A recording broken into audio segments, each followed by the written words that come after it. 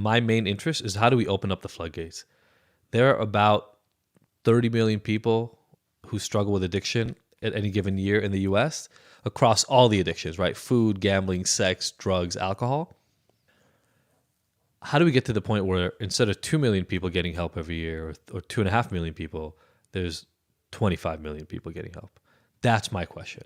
Because if we can do that, then more people will get better. Welcome to the Worth the Fight podcast, where we bring you powerful conversations surrounding the sensible and therapeutic use of psychedelics and plant medicines towards healing trauma. I'll introduce you to guests who, through their own personal journey and transformation, tell the Worth the Fight story. I'm your host, Matt Simpson, author of Worth the Fight, Acting for a Better World, a guide to spirituality, psychedelic medicines, and overcoming trauma. Thank you for listening. You never know how your life can change. My next guest on the Worth the Fight podcast is Jaffe, PhD. Adi holds his undergrad from UCLA and his PhD doctorate from UCLA as well. Adi has an ultra compelling story of overcoming that we don't talk about much on a personal level during our conversation. In his 20s, he was arrested for dealing drugs, and he has made it all the way back through our judgmental society and redeemed himself to be in a position right now where he can be of service in helping to retell the story. I had an opportunity to interview Adi a few weeks back here in Los Angeles. We had a high vibe conversation about shame and about how we label addicts and about how our broken addiction model. You know, I've suspected that our addiction model reeks of bullshit incorporated, but after my conversation with Adi and some of these statistics and numbers, it's very clear that this is where there is BS Inc. There's tremendous opportunities to retell the story with hard science, with anecdotal story. And we really dig in deep to one of the biggest kind of societal programs that we have that keeps people from getting better and from addressing whatever it is they have to address to be healthy, happy, and strong humans for their families and for their circles of influence. Adi was a drug dealer in his 20s.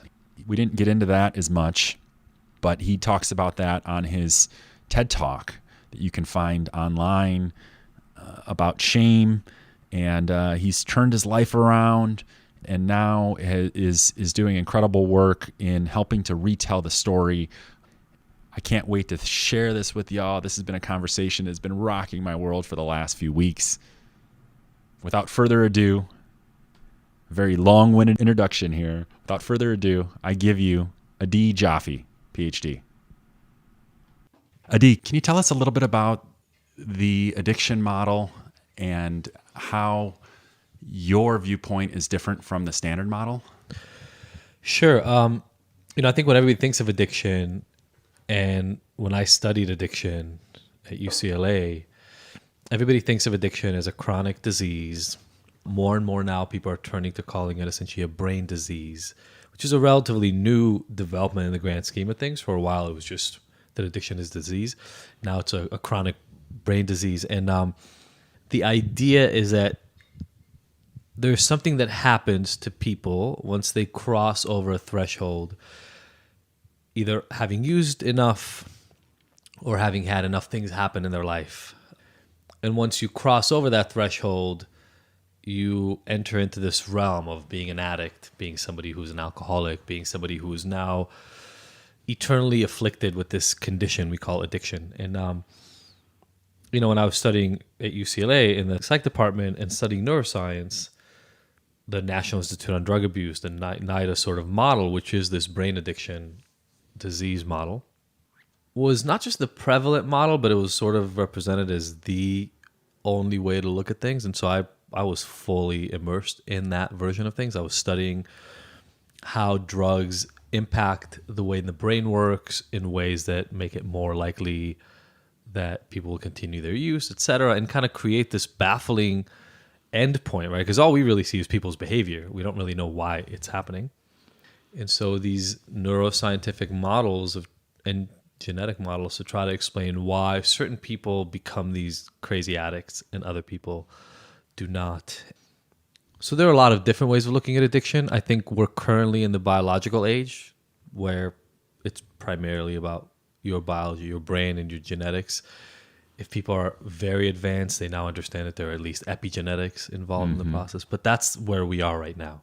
That model wasn't always the case, right? I mean, it used to be primarily a psychological issue, right? There was something wrong with people's psyche, and that's why they were addicts. That was before the medical model took over. And before that, it was a spiritual issue. It was one where, people were afflicted, literally either possessed by the devil or by spirits, and had to have exorcisms and or be chained to walls and be sort of punished for their misdeeds. So the perception of addiction has changed over time. You ask, what is the difference between the model of addiction and my way of working in the field? And I think that the main difference is that I don't think there is any single answer for what addiction is. I like that. I think people keep trying to fight about it's a biological thing or it's a psychological thing. You mentioned some names before we started recording this, and Gabor Mate and some of these other people are in my book in what I call the traumatist camp, the psychology camp. And then there's people like Stanton Peele and Stephen Slate, who's a newcomer to that area, but Bruce Alexander, who did the Rat Park study, and they're in the environmentalist camp. Yeah, I like they that. think addiction is not even really a thing. The environment creates it, or environmental stressors create it. Then there's a huge group of people in the biology camp. Nora Volkow is sort of the big proponent from NIDA itself. She's the head of NIDA. And then there's a spiritual camp, and AA fits somewhere between biology and spirituality in that model. I think the mistake is that most of these people out there think that they're going to figure out what addiction is mostly. And I don't think addiction is mostly anything. I think addiction is a very individual experience, and that there is a balance of environment, psychology, spirituality, and biology that exists in most people who struggle with addiction. But there's not a set balance. It's different for every person. So for one person, biology is the ruling factor. For It's other people, the lens it's that psychology. they look at this through, and Or they're loaded the up language. or they're loaded up with biological genes and epigenetic changes that make it more likely they'll drink and that they'll respond in a certain way when they drink. But all these things we're talking about are really nuanced aspects to, again, the perspective that I take, which is having studied, again, neuroscience and statistics in the field of psychology. I think that you mentioned sometimes people have that phrase, you can't see the forest for the trees. I think in addiction, we can't see the trees for the forest. We've been focusing so much on trying to explain this forest, we forgot that it's made up of individual trees. And so the individuals who come to us for help, instead of getting help, what they get is labels, and they get explanations as to why they are suffering because they're like all other addicts and alcoholics. And the current solutions we have are highly stigmatizing, highly ineffective. It's that labeling that keeps people. I read a fascinating statistic in your book, The Abstinence Myth, which I highly recommend for anybody that's looking to explore alternative ways of looking at addiction. But the idea that 90% of people don't engage. Yeah. That statistic got me out of academics, to be perfectly honest. And the reason I say that is I wanted to do some research in technology of kind of how can we incorporate technology into the addiction field. This was my postdoc. And I did a study. I created this rehab finder because I had found out that a lot of people don't know how to find treatment. The idea that I heard was a lot of people don't know how to find good treatment. I was like, okay, well, here's the problem, right now, and still a little bit to this day, it's gotten better. SAMHSA 10 years later has improved their tool a little bit.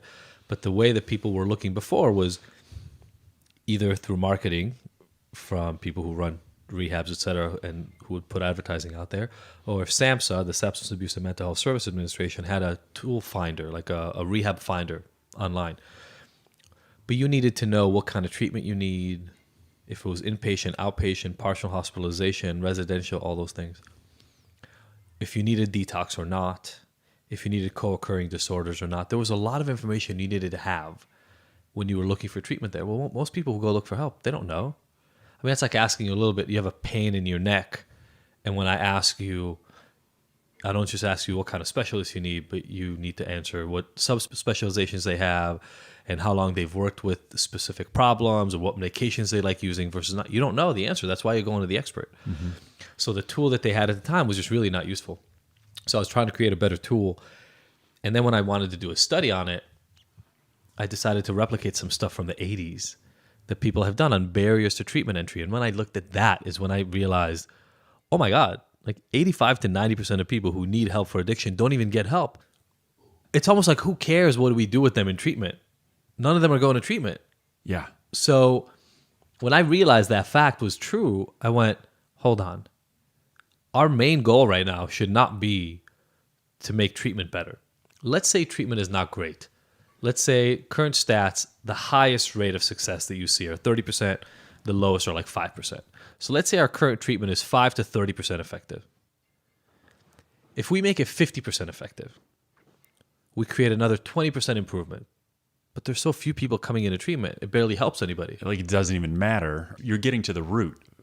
Yeah, like there's about 2 million people that go to treatment every year. Okay. Let's say we're on the high end and we're 30% effective. That means about 600,000 are getting better. If we make it 50%, right, we'll make it, instead of 600,000, we'll make it something like 750, 800,000 who got better. Huge work to make our treatment that much more effective, almost double the effectiveness rate, and will help a small number of people. But if we figure out how to get 10 times more people into treatment, right, get addiction to look like hypertension or like cancer. If you tell somebody they have cancer, 90% of people get help. They will go and if you get tell that care. people they have an addiction problem, 10% will get help. Yeah.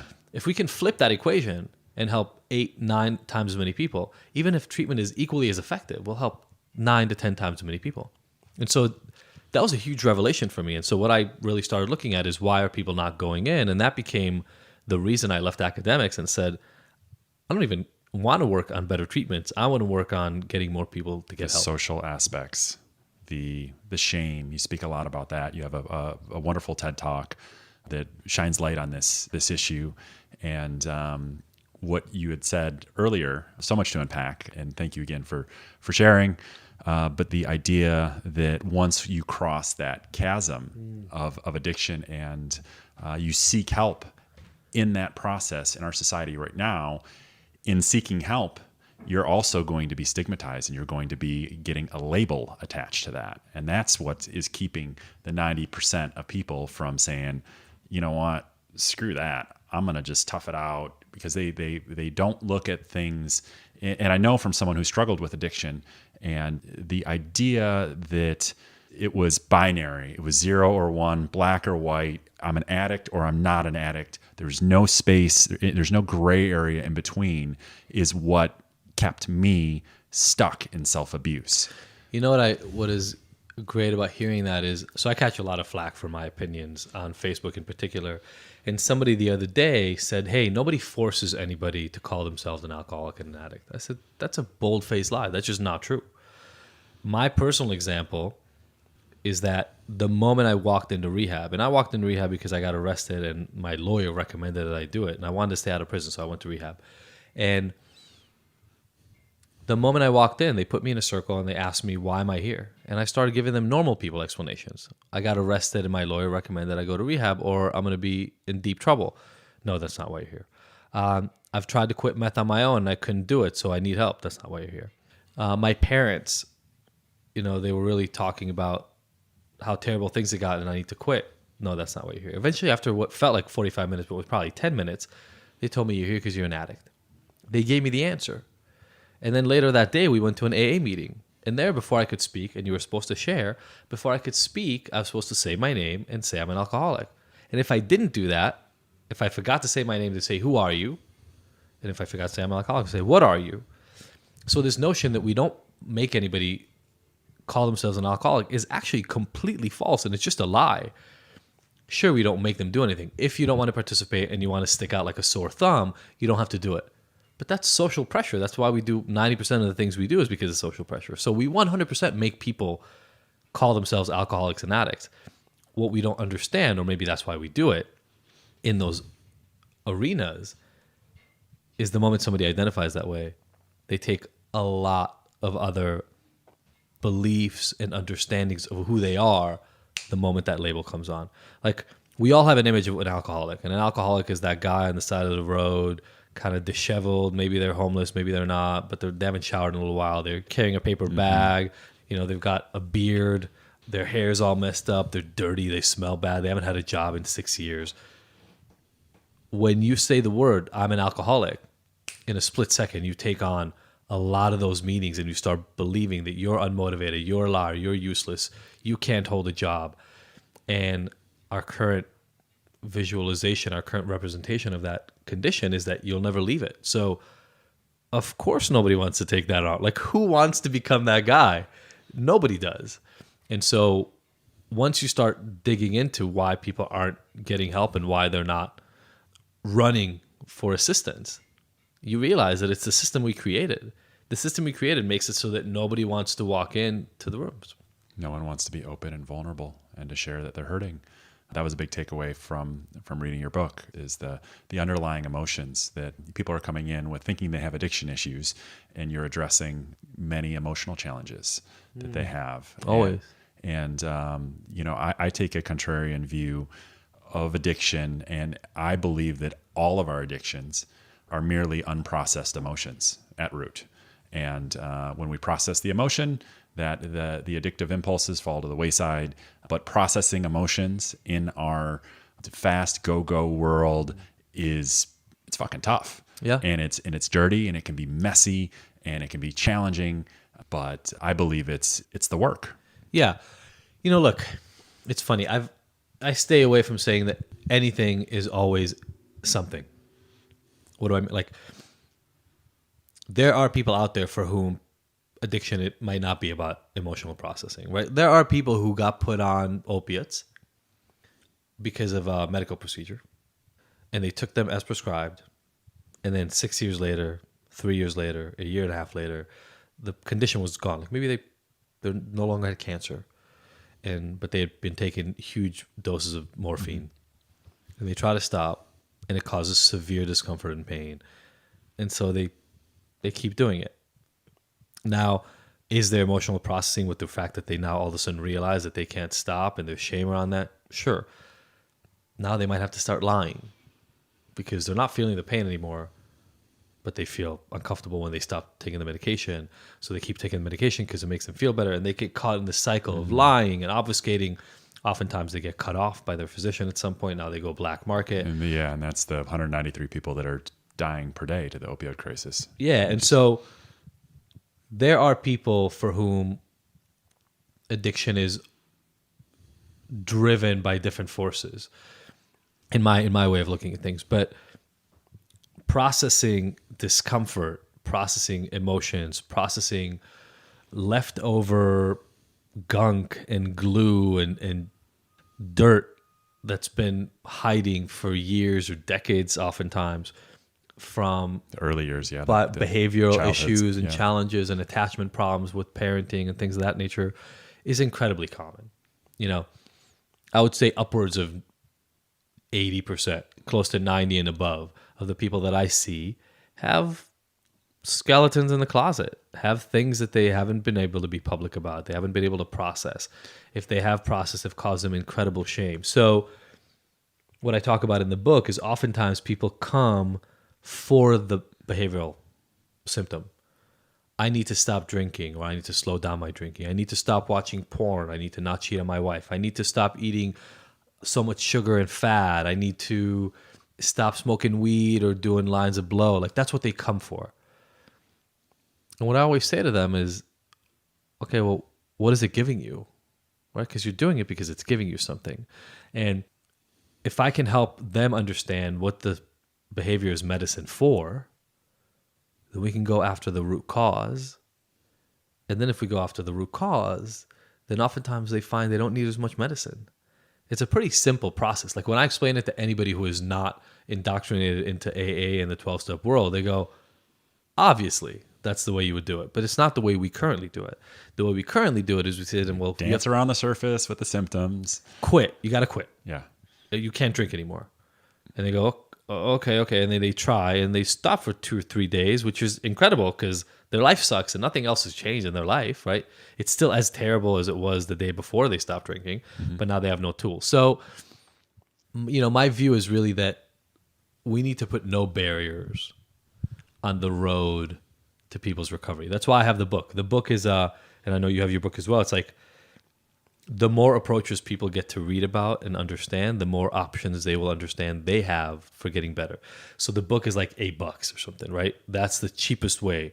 To me, that solves the financial barrier. So I found in my research, I found 4 main barriers, and there were 1 or 2 other that other researchers have found. So cost, logistics, like not knowing where to go to treatment, having to drive to treatment, the time it takes, all the logistical nightmares, the shame associated with saying That's you the need big help, one. which is a Yeah. huge one. And then abstinence is another barrier that I found. Other barriers that people have found in the past were related to negative attitudes about treatment or not thinking that it's going to help. So hearing really bad things or thinking that what you're going to find isn't going to help, so why go get it?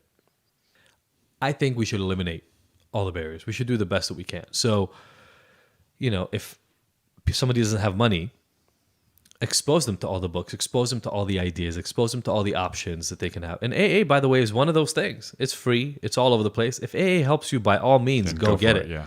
It's just that what we know is about 5 to 10% of people get helped. What do we do with the other 90%? Well, give them all the other books. Send them to Smart Recovery. Send them to SOS. Send them to as many free resources and as many cheap resources. The problem is that where we exist in our society right now, the next level up is oftentimes really expensive. Even if you have insurance. Like I ran a rehab. Out-of-pocket expenses varied from $500 a month to thousands of dollars a month. And that was outpatient. Wow. Residential treatment is on average $10,000 per treatment episode, up to $80,000 a month. Who has that kind of And money? you call that the addiction recovery industrial complex in your book. It's and like it it's is- $30 billion industry. Wow. And average cost of treatment is about $10,000 per episode. Now, again, that's across all the different levels, so it's more expensive in residential. And I said to myself, we've got to be able to create something better. So I decided to go do an online course. It's not treatment per se, but it's coaching and education. And I said, what can we do for like the cost of a cup of coffee a day, like $3 a day? Not everybody can afford a Starbucks cup of coffee. I get it, but a lot of us can. So my question is, how can we open up the options for people as widely as possible? My joke is people should be able to stumble onto help, right? Like drunk, confused, not sure what to do. They should be able to stumble onto help, and not just kind of church basement sort of help, any help that they want. So my job now, the way I see it, is not to find the right tool, but to get engaged with people like you, to get engaged with everybody out there who's offering psychedelic-based treatment, I was who's gonna ask offering you about harm that, reduction-based too. Yeah. treatment, who's offering secular recovery and religion-based recovery. I'm completely agnostic as to the tools people use. Like I said before, the thing that got me out of academia is my main interest is how do we open up the floodgates? There are about 30 million people who struggle with addiction at any given year in the US across all the addictions, right? Food, gambling, sex, drugs, alcohol. How do we get to the point where instead of 2 million people getting help every year or 2.5 million people, there's 25 million people getting help? That's my question. Because if we can do that, then more people will get better. Absolutely. And that the spirit of TEDTalk. Yeah, I know, right? Is a lot to unpack there. On my personal journey, I found that one weekend of sitting with ayahuasca, 90% of my addictive tendencies were gone. Yeah. Flash, snap my fingers, boom, done. And what do you feel, or what do you think about the scientific research that's supporting psychedelic-assisted therapy and its potential to disrupt and to bring forth positive change for those that are struggling in addiction right now? You know, it's really funny, right? So I'm a huge fan of psychedelics in general. But when I say that, some people will listen to this and kind of laugh. Like, I used to do acid every Friday in my drug using days because it helped reset my perspective on life. It kind of reminded me of what's important. It didn't stick very long, right? And LSD is a long trip. It's like a 12-hour trip. So, but within a few days, I would be back to worrying about things that don't really matter and being concerned. Now, I was in my early to mid 20s, so I could do that and do mushrooms whenever I wanted to and all that. I had no responsibilities. I sold drugs for a living. I've never done ayahuasca, full disclosure, just so that everybody knows that I'm talking from anecdotal evidence and people that I've talked to myself. There's some people who swear by it. And then one of my clients right now, his whole family did ayahuasca with him when he was fighting opiates. The next day, he went and scored drugs. I haven't found a single silver bullet yet. And the moment I found one, I will stop doing everything else and use that one tool. I just haven't found one. What's nice about ayahuasca, like other hallucinogens, although I understand there are unique aspects to that experience, is that hallucinogens open your mind to possibilities you haven't seen before. And I mean in a very specific way. They literally show you that your brain can do things that you never thought it could do before. And additionally, and this is what I understand happens to a lot of people on ayahuasca in particular, is it's an incredible tool for self-examination because it removes the filter of repression, right? So many of us are so good at avoiding the things we don't like about ourselves.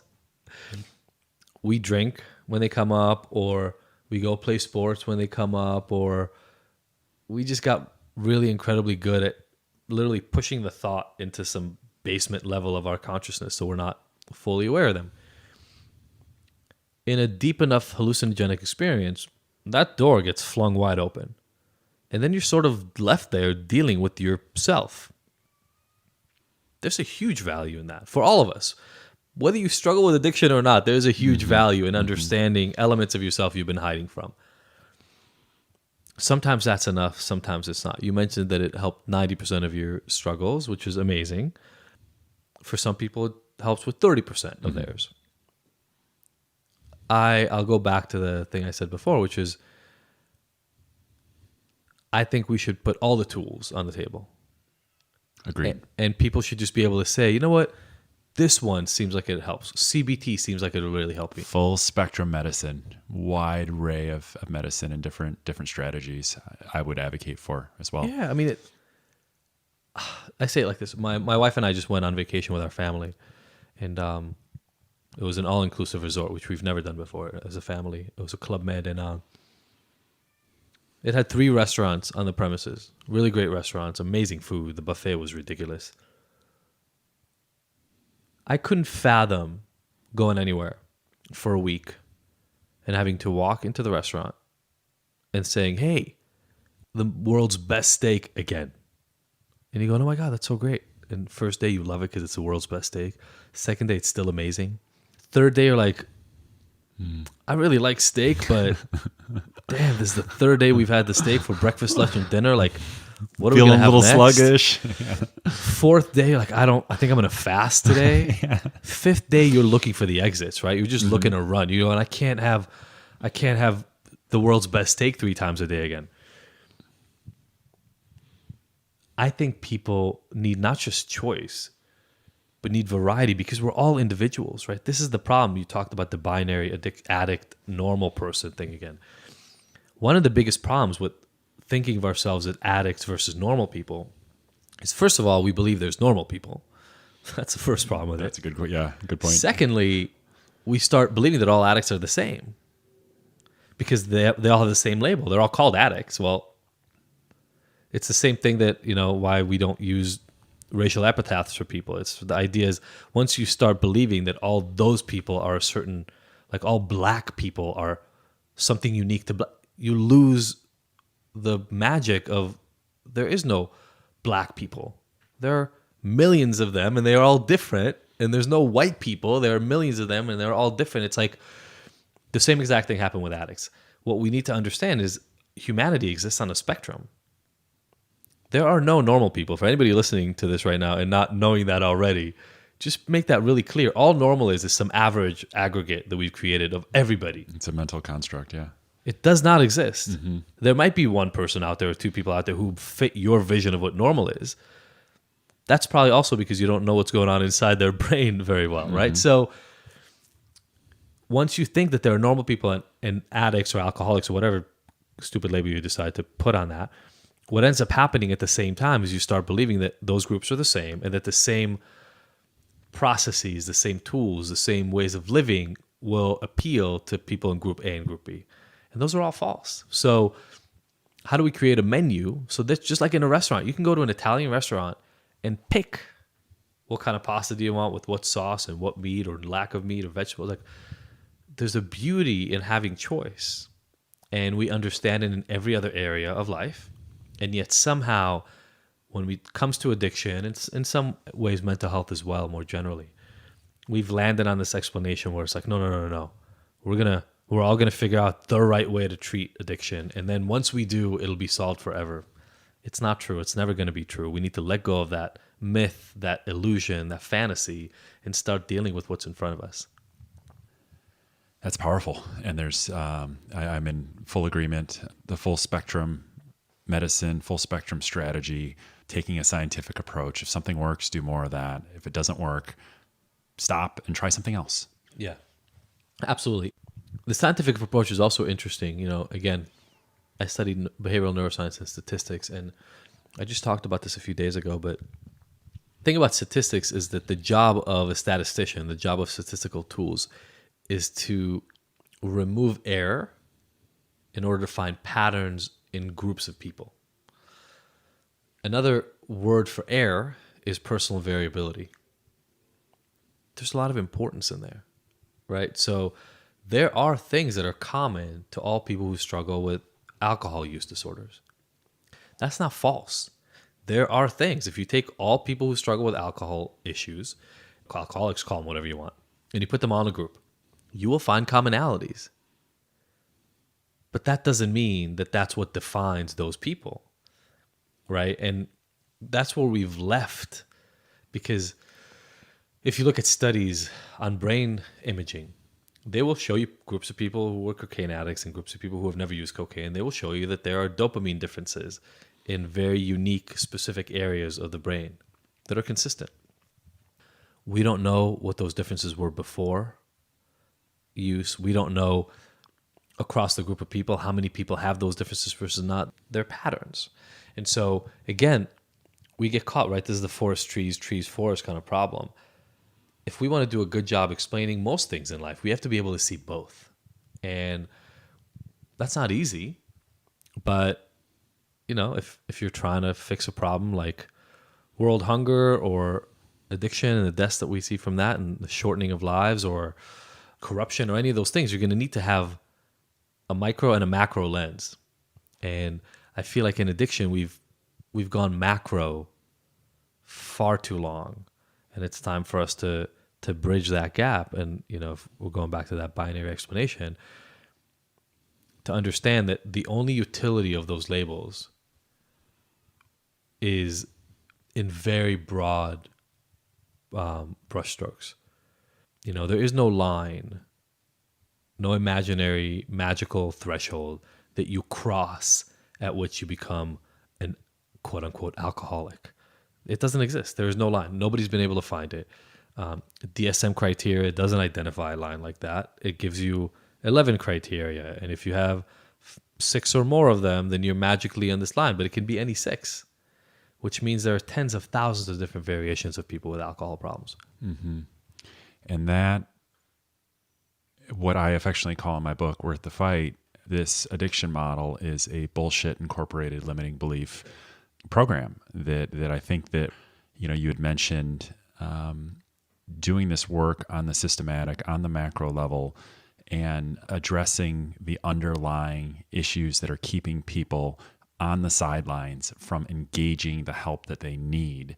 Outside of the psychedelic space and outside of the neuroscience space, there's a massive cultural movement that is inviting vulnerability into the equation. And that's really what those words, those 3 words for me were the most challenging words that I've ever said. Was I need help. I need to reach out to my loved ones and to let people know that I'm hurting, and to be greeted with love and compassion when I had the courage to utter those words. Yeah. And so many people would rather die or rather bite a bullet than utter those words. I need help. That's not on me. I think that's really true. And it's sad that we live in a place where, again, right, because of the delineation that if you need help, if you can't do this on your own, if you're struggling, you now belong in this other category, the sick people. That we live in a society where people would rather end their life. Rather die. Or continue trying on their own to find a solution, even as they're banging their head against the wall and their forehead is bleeding profusely. Ruining their lives, ruining all their relationships, ruining their health. Because saying that they're in that other camp comes with so much weight that they'd rather just not. And it is, I think, unfortunately, it is a side effect of this drive we have to put labels on everything, right? I was half joking with my assistant earlier today as we were screen sharing, and I have probably about 35 tabs open on my computer on my screen. And she was kind of laughing about it and joking. And I said, honestly, people don't know this oftentimes when they see me, or maybe they do and I don't know that they do. But I said, I'm somewhere on the spectrum, and I mean by that by like the autism spectrum, right? I'm a little weird. My emotional regulation is not very very fine. I have a hard time connecting and really being empathetic. Like, there are a lot of elements to the way that I am, and I'm a little OCD, but at the same time a little ADHD. It's hard for me I get overwhelmed easily sometimes, and other times I can handle it. I'm weird, and it's okay. I'm totally comfortable with it. But it was funny that in the conversation with her, I pseudo-labeled myself because it's the only way we can talk to one another. And I said, thankfully, I'm so far along the spectrum that I'm not at the line that people would normally meet me and immediately be able to recognize it. But people who know me well, they recognize it. They know there's something a little weird. I'm a little too cerebral. I think too much and don't feel enough, like all that kind of stuff. But I think there's this push in our society in general to identify everybody's label. Like, who is Matt? What one word can describe Matt? Or, what one condition do you have that explains everything that you are? And we lose a lot of nuance because I'm somewhere on the spectrum, and I'm a little OCD-ish and a little ADHD-ish. I'm also really passionate. I'm a dad. I'm a mediocre tennis player. I'm pretty intelligent, but not always incredibly motivated to do the work that goes along with it. I'm a husband. I'm incredibly loyal. I can use labels to describe myself if you want, but I need like 80 of them. And unless we're willing to take on that nuance, we should stop putting too much stake in any single label, because we all have a multitude of labels to explain ourselves. We're all complex. And we all want to be understood. We all want somebody to see us for who we are, not a single aspect of who we are. That's, I've worked with celebrities and incredibly wealthy people and athletes and performers. I think one of the things that terrifies most of them the most is this notion, even at the highest levels of success, of being isolated into a singular element of who you are. An incredible singer doesn't want to just be known as an incredible singer. It's limiting. They're so much more than that. And then they end up, unfortunately, living in a world where everybody who knows them thinks they're hot and have a good voice. And that's it. That's like all they'll give them. And they start feeling trapped in that universe, because those labels aren't bad, by the way. They're limiting. But they're still limiting, yeah. And I just wish, and it's part of the work that I'm doing every day, I wish for people to start doing the work on themselves, to stop believing their own limiting beliefs. Because the moment you apply a limited set of labels to yourself, you block out elements of the world, you block out areas of the universe that you believe you now don't belong into. And we do it to everybody else all the time. That person is stupid. That person is smart. That person is good looking. That person is fat. Like, as you do that to the world around you, you're putting people in boxes You create separation. and create incredible separation. Well, thank you for that insight. Weird or not, I'm very inspired by your work and your brave work and your pioneering outlook. And I imagine that you get a lot of flack as being a contrarian that is pushing forward your work with Ignited Recovery and your book, the Abstinence Myth. Can you share a little bit about Ignited and Sure. and maybe go over the principles of it? I thought those were remarkable. Thank you. Yeah. So Ignited really came out of, my wife and I have a podcast, and it came out of a set of workshops that we were doing for couples, and we wanted to name them. And I like the word ignited in general, but it's also, my life is so purpose driven, and it felt to me like if I can help people light the fire in their own life, it'll help. So Ignited came out of that. I try to be clever with it, and so it's IGNTD. Initially, when I did that, I thought everybody would see IGNTD and automatically know it's Ignited. I found that is completely false and not true. So now I've had to shift my own mental perspective on it to a different way, which is Ignited is like an exclusive club. The first time you see IGNTD, you have no idea what it means, and that's fine. And then the moment you learn it, you will never see it as anything else, and now you're part of our secret universe. But Ignited is just about that, So fuck shame is one of my mottos. You see, somebody sent me a little wood placard with it. Yes. That listens to the podcast. I wear a bracelet that says fuck shame. It's one of the phrases that everybody remembers from the TEDTalk. And Ignited is all about helping people fight their shame, ignite their passion, and find purpose in their life. And so it started around relationships, because my wife and I have had pretty deep struggles in the 15 years we've known each other. And so we write about those, and we've written about those, and now we have the podcast. So many people don't share that openly. Yeah, and we've gone vulnerably. through cheating both ways. It's been, it's been a struggle, but we have an incredible relationship and 3 amazing children and a beautiful life, and we want to help people get to that same place. So that's where it started. And then I started creating addiction content related around it, and we came up with essentially 3 principles that go across all of Ignited, and I'll expand a little bit more, but the 3 principles are honest exploration, radical acceptance, and individualized transformation. And I have these little cards that we make, little wallet cards that help. And I'll put this in the show notes for everybody. Awesome. Yeah, and when people buy the book online now, they get, not on Amazon, but on our website, they get, not only is it cheaper, but you also get a copy of that card. And it's a little wallet card, so you can carry it with you. And the idea is this.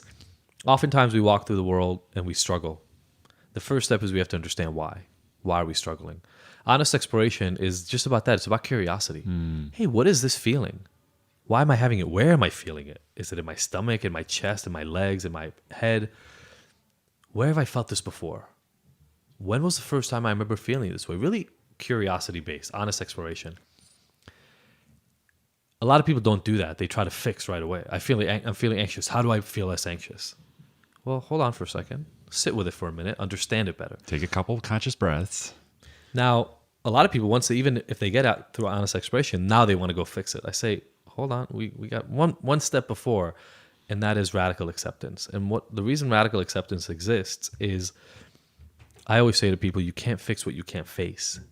And if you think that now you know that you're anxious because your dad always thought you were a loser and yelled at you, and so now you've internalized that, and now you think you're going to go fix it, there's a problem. You still think you're damaged, and that you're going to go fix your damaged self. Well, that doesn't work. The next step in radical acceptance is you have to come to terms with the fact that given the experiences you've had in life, this is where you've landed, and there's nothing wrong about it. You're not broken. You're not defective. You don't have character defects.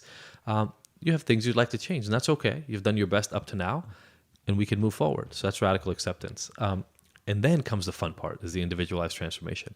Now it's time for fun tools to say, okay, so I know why this happened. What can I do to change the relationship I have between my father and I, between feelings of worth and I? How does that work? And now CBT, mindfulness, plant-based medicine, whatever the thing is that you want to use, hypnosis, exercise, yoga, all these amazing tools that exist. So many tools. Now they help because you know what you're trying to address, right? The tool is only good when you know what you're using it for. Sure. A hammer is a wonderful tool. But if you need to cut a piece of wood, a hammer is completely useless. So you can have a hammer, a wonderful tool, and go to the piece of wood and just start banging at it and make it worse because you're not cutting anything. You're not doing what you need to do. So those are the three principles. Sophie and I have added an element that helps make, it's kind of an overarching umbrella that helps make everything work better. And that is radical transparency. Too many of us hide. We definitely hide from ourselves, but we also hide from other people. And so the better you can be at being transparent, not honest. Honest is the idea that when people ask you a question, you tell them the truth. Transparency means that even when people don't know to ask you the question, you tell them what's going on, right? So I like that, breaking down the two. Yeah. The differences. Like if I wake up in the morning and I'm in a bad mood because I had a dream that took me back to the time my wife cheated on me and I'm an asshole to my wife, she doesn't know why I'm being an asshole. But if I wake up and I say, hey, you know what? I had a dream again about that night and I'm really torn up about it. I'm being transparent. I'm being vulnerable. I'm telling her what's really going on with me without her needing to know to ask. And that creates a very different sort of trusting environment. Ecosystem to exist in. Trusting 100%. Ecosystem.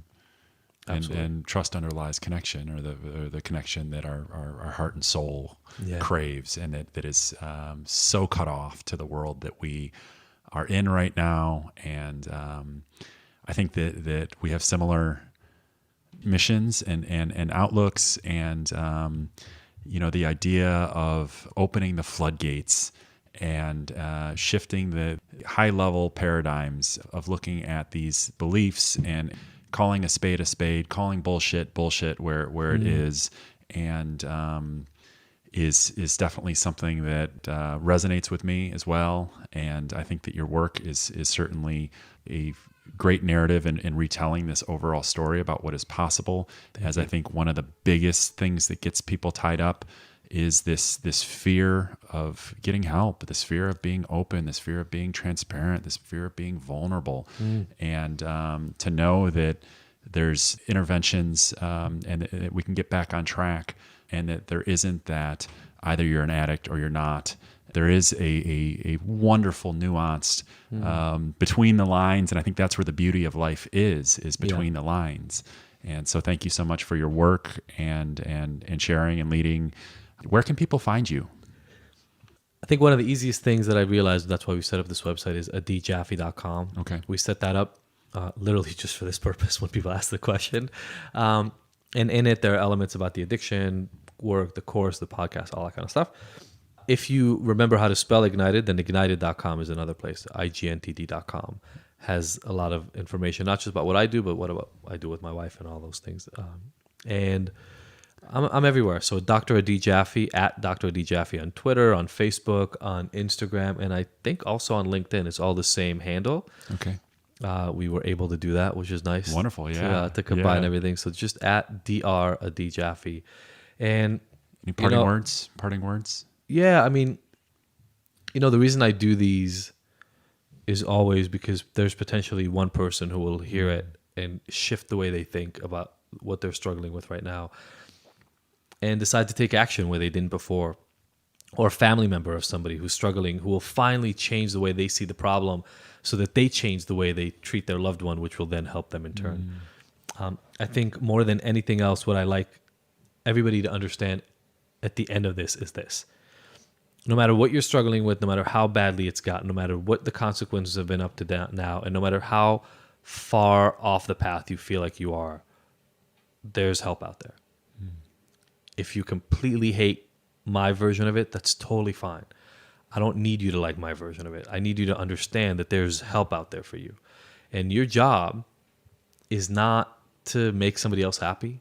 Your job is not to prove other people wrong or right. Your job is to keep looking for the thing that will allow you to live the life you want to live. And I always give this example. Sometimes it comes in the middle of these talks. This time it's coming in the end. But, it took Thomas Edison, who was already an incredibly accomplished inventor at this time, an entire lab of people, 2.5 years, and over 10,000 experiments to create a light bulb.